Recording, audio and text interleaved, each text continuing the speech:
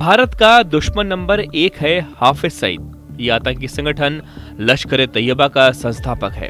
हाफिज सईद मुंबई में हुए आतंकी हमले का मुख्य गुनहगार है।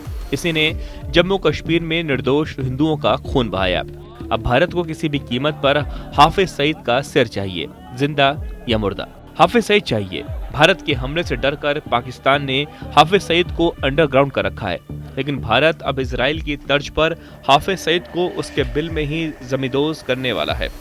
कभी कराची से लाहौर तक रैलियों में भारत के खिलाफ जहर उगलने वाला हाफिज सईद अब डर के मारे गुमनाम हो गया। वजह साफ है कि पहलगाम आतंकी हमले के बाद भारत की ओर से संभावित गुप्त कार्रवाई का खतरा।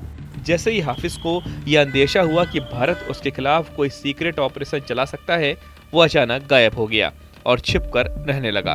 पाकिस्तान की सेना और उसकी खुफिया एजेंसी ISI को सबसे ज्यादा चिंता इसी बात की है कि अगर भारत ने हाफिज के खिलाफ कोई कड़ा कदम उठा लिया तो अंतर्राष्ट्रीय स्तर पर पाकिस्तान की और बदनामी होगी। इसलिए हाफिज को बचाने के लिए पाकिस्तान ने खास इंतजाम किए हैं। हाफिज सईद को लेकर कई बड़े खुलासे सामने आए हैं। दरअसल हाफिज सईद पाकिस्तानी सेना और ISI को इजराइल की खुफिया एजेंसी मोसाद की तरह भारत के सीक्रेट ऑपरेशन का डर सता रहा है। हाफिज को पता चल चुका है कि भारत उसे ठीक वैसे ही एलिमिनेट करने वाला है जैसे वो अब तक पाकिस्तान में अज्ञात शूटर चुन चुन कर भारत के दुश्मनों को निपटा रहा है। हाल ही में खुद हाफिज सईद एक बड़े हमले में बाल बाल बचा, जबकि उसका राइट हैंड मारा गया। अब हाफिज को सुरक्षित रखने के लिए पाकिस्तानी सेना और ISI दिन रात काम कर रहे हैं। सूत्रों के मुताबिक हाफिज को लाहौर के जोहर टाउन इलाके में एक बेहद सुरक्षित घर में छिपाया गया है। उसकी सुरक्षा के लिए स्पेशल सर्विस ग्रुप के रिटायर्ड कमांडोज को तैनात किया गया है। जिस घर में हाफिज है वहां एक कंट्रोल रूम भी बनाया गया है, जिससे सुरक्षा की निगरानी की जाती है।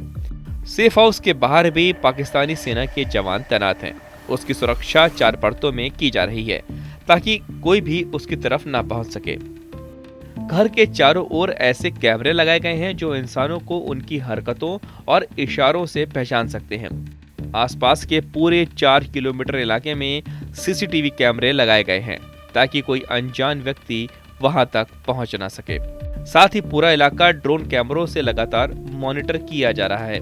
पहलगाम हमले के बाद जैसे ही भारत की तरफ से सख्त कार्रवाई के संकेत मिले, पाकिस्तान की सरकार और सेना तुरंत हरकत में आ गई।